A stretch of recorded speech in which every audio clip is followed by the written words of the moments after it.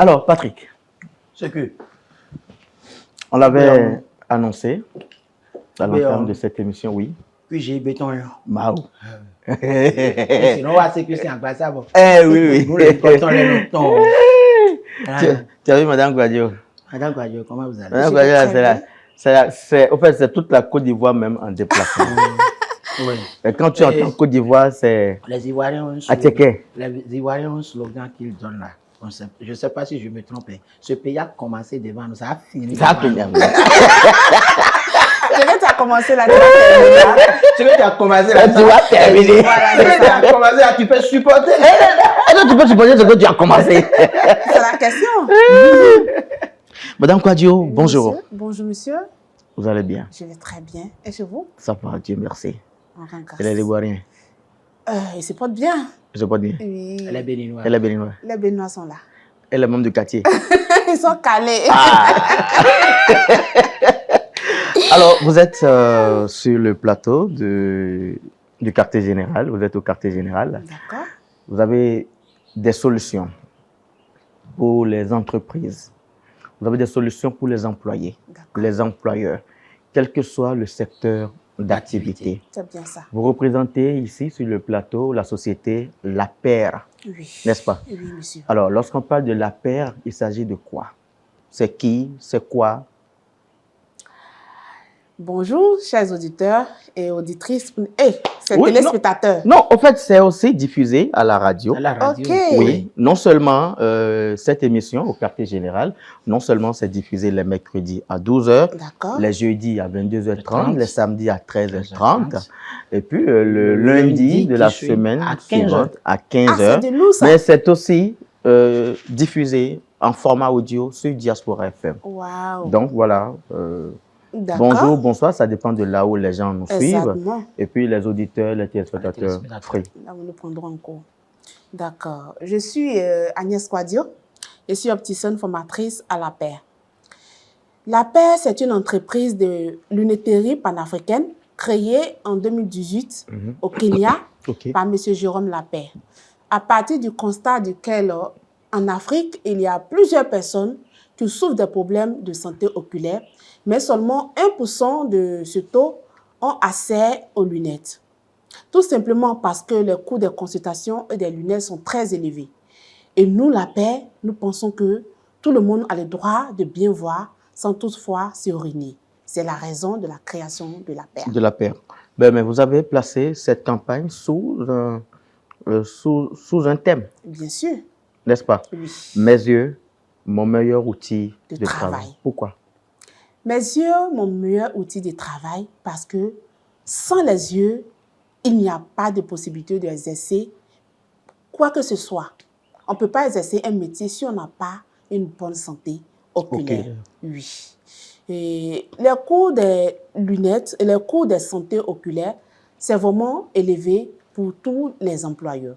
Parce que s'ils ont un employé qui n'a pas de bonne santé oculaire, cela peut lui causer des torts parce qu'il peut perdre de l'argent, car cet employé-là aura sa positivité en baisse. Raison pour laquelle nous avons placé ce titre à notre thème de la sensibilisation. OK. Ben, mais quelle est la responsabilité alors des chefs d'entreprise? La responsabilité des chefs d'entreprise se situe à divers niveaux. Il y a tout d'abord la sensibilisation qu'ils doivent faire. OK. Parce que nous sommes ignorants. Aujourd'hui, la société ne sait pas que mal voir peut avoir des conséquences désastreuses sur le bien-être et la santé oculaire. Donc, il faut tout d'abord les sensibiliser et les conseiller sur les types de verres qu'ils doivent porter. Il faut aussi les équiper. Il y a des types de verres, que ça paraît ou bien n'importe qui peut aller porter n'importe quel verre, non? Non, n'importe qui ne peut pas porter n'importe quel verre. Par exemple, j'en viens. Les verres du sécu. Oui, le verre du sécu. Le verre du monsieur, j'en viendrai. Je vais l'attaquer tout à l'heure. Attends, je vais prendre un coup de wasabi là. Oui, ça vous fera du bien. Ça vous fera du bien. Parce que là, je vais vous attaquer fortement. Et comme je disais, ils doivent tout d'abord sensibiliser. Et après la sensibilisation, ils doivent équiper l'ensemble de leurs employés. C'est-à-dire leur offrir des lunettes de protection. Pour ceux qui ont des problèmes de vision, des lunettes de correction pour pouvoir compenser les défauts visuels. Et enfin, ils doivent les conseiller de faire des tests de vie de façon annuelle pour surveiller au quotidien les santé. Il y a une oculaires. fréquence de, Oui. de consultation? Bien sûr, pour ceux qui n'ont pas de problèmes visuels, c'est important de le faire chaque 2 ans. Pour une personne qui a des défauts visuels, chaque année, il faut consulter pour pouvoir mieux suivre la progression de sa vue. Mais quelles sont les démarches que les chefs d'entreprise peuvent mener à l'endroit de la paire? À l'endroit de la paire, les chefs d'entreprise peuvent venir nous voir Ok. et pour dire qu'on peut venir faire des consultations dans les entreprises pour dépister l'ensemble de leur personnel. Et à partir de cela, on peut voir ceux qui ont des problèmes de vision et comment ces chefs d'entreprise peuvent prendre des dispositions afin de pouvoir permettre à ces personnes qui souffrent de ces défauts visuels pour pouvoir se faire compenser à travers les lunettes correctrices. Mais quels sont les symptômes? Quels sont les symptômes par lesquels on peut déjà détecter un problème oculaire? Il y a plusieurs symptômes. Quand vous commencez par sentir la baisse des acuités visuelles, que ce soit de loin ou de près, quand vous sentez que lorsque vous lisez, vous avez des dédoublements, il faut se poser la question. Les picotements, oui, les picotements, les yeux se rougissent en fin de journée, les maux de tête fréquents, ce n'est pas toutes les fois que ce soit palu ou migraine simple. Souvent, les problèmes oculaires sont à la base de ces maux de tête fréquents en fin de journée. Souvent, vous avez l'impression qu'il y a des taches ou des éclairs dans vos champs de vision. À ce moment-là, il faut se poser la question. Souvent, vous avez l'impression que le champ de vision est réduit comme si vous étiez en train de regarder dans un tunnel. Okay. C'est-à-dire que la cornée est touchée, la rétine ne voit pas, n'est pas totalement en bon état. Donc, voilà un peu les symptômes qui doivent nous alerter. Vous êtes un acteur majeur de la santé oculaire. Bien sûr. N'est-ce pas? Oui. Eh bien, quelles sont les pratiques que vous recommandez? Les pratiques que je recommanderais à tout le monde, c'est de manger sain. Surtout aux employés. Qui oui, sont les employés. Les cadres, toute une équipe de production. Les hommes des médias. Les hommes des médias, ceux qui sont devant les écrans chaque jour. Aujourd'hui, nous avons notre société et les entreprises aujourd'hui ont comme outil de travail l'ordinateur. Donc, je peux dire que les ordinateurs sont devenus omniprésents dans notre entreprise d'aujourd'hui. Tout à fait. Donc, il faut tout d'abord porter les lunettes de protection afin de pouvoir filtrer au maximum la lumière bleu-violette qui émet ces écrans d'ordinateur. Pour ceux qui ont des problèmes de vision, il faut se faire consulter régulièrement et porter les lunettes de protection et les lunettes pour corriger les défauts qu'ils ont. Il faut bien manger, c'est-à-dire manger les aliments qui sont riches en vitamine A, en vitamine E et en vitamine C. Les légumes, les fruits. Il faut se reposer suffisamment, c'est-à-dire qu'il faut assez dormir lorsqu'on est fatigué. Il faut aussi régler la luminosité de notre écran. Si nous sommes en train de travailler, il faut qu'on puisse régler la luminosité pour que ça puisse être adapté à notre vision. Il faut aussi poser l'ordinateur à une bonne distance de soi, soit à la même hauteur que l'œil ou soit légèrement un peu plus bas. Mais ça ne doit pas vraiment dépasser une distance conseillée. Il faut se reposer après quelques heures de travail pour pouvoir permettre aux yeux de pouvoir reprendre de ses forces et également que l'organisme tout entier. Patrick, oui. Tu as une question? Oui, j'ai une question. Et vous avez parlé des ordinateurs que nous utilisons. Oui. Et nous avons l'habitude de toucher à nos portables, les Android, la nuit. Oui. Les lumières de ces portables-là agissent aussi sur les yeux. Oui, ça agit sur les yeux et ça agit également sur le sommeil. Parce qu'on a l'organe qui est l'organe principal qui crée le sommeil, on appelle ça l'endoniment.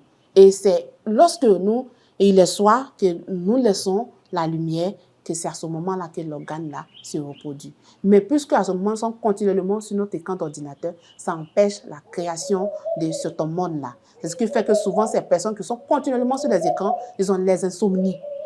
Donc, pour pouvoir bien dormir, pour pouvoir bien dormir, il faut éviter de travailler sur l'écran le soir. Ou s'il faut le faire, il faut porter les lunettes avec les revêtements anti-lumière bleue pour favoriser le sommeil. Nous, côté, nous avons frère, nous dit dans portable, tapoter. Toute une nuit, jusqu'au petit matin. Je suis en live. Oui, c'est vrai, tout à fait. Jusqu'au petit matin. Nos frères, qui passent d'abord toute la journée. Toute la journée. Et aussi, à longueur de nuit, ils font des lives. Ils sont tout le temps devant leur écran. C'est compliqué tout ça parce qu'il faut manger aussi. Donc, ces personnes qui sont là, tapoter, ils se nourrissent de tapoter. De tapoter. Voilà. Donc, en même temps, eux, ils sont en train de le faire. Ce qu'ils doivent faire, c'est de chercher à consulter un spécialiste et les conseiller les types de verres adéquats pour les aider à réduire considérablement les effets qu'émettent ces ordinateurs ou téléphones. Justement, vous représentez la paire, n'est-ce pas? Oui. Pourquoi on peut vous faire confiance? On doit nous faire confiance parce que depuis 7 ans d'existence, nous avons consulté au moins 6 000 personnes et on a corrigé la vue au moins de 3 000 personnes. Et durant ces 7 ans, on a pu ouvrir au moins 100 agences dans ces 7 pays existants. Donc, avec plus de 400 employés. Donc, je peux dire que c'est un exploit. Et au Bénin, vous êtes situé où? Quels sont les points de... où on peut nous trouver? Oui, au Bénin, nous sommes à Cotonou. Cotonou, nous sommes à Vedokor, Saint-Michel, à Kpakpa et Figuerossé. À Calavi, nous sommes à Gori, nous sommes à Calavi-Mairie et nous sommes également à Kokotomé. À Porto-Novo, nous sommes à Wando et Kachi. Kachi. Oui, nous sommes à Boycon et nous sommes à Parakou-Kati Transa. Est-ce qu'il y a un contact? Oui. Pour nous contacter, il faut le 01 91 51 06 06. 01 91 51 06 06. Madame Kouadio. Oui. Recommandations, suggestions pour conclure cet entretien? Ok, pour finir, je dirais à tous que la vie est précieuse et la vue en particulier est très, très sérieuse à prendre en compte. Il ne faut pas négliger sa santé oculaire. Il ne faut pas attendre d'être malade avant de consulter un spécialiste de la santé oculaire.